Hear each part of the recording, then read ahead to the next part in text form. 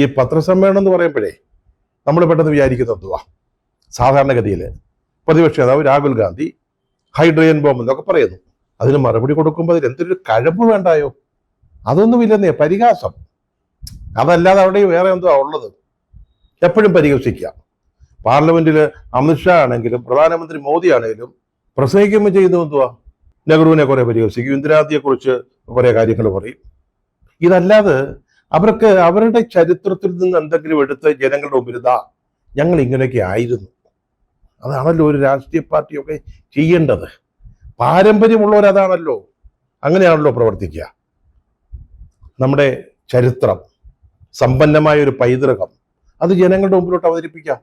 ഞങ്ങളിങ്ങനെയാണ്, ഞങ്ങളുടെ വോട്ട് ചോരിയൊന്നും അല്ല, ഞങ്ങൾ വോട്ട് മോഷ്ടിക്കുന്നവരല്ല, അങ്ങനെ പറയാൻ പറ്റണം. അതൊന്നും ഇല്ലാത്തത് കൊണ്ട് കുറെ പരിഹസിക്കും. അതായിരുന്നു രവിശങ്കർ പ്രസാദിന്റെയും പത്രസമ്മേളനത്തിന്റെ ഒരു മൊത്തത്തിലുള്ള ഒരു സ്വഭാവം.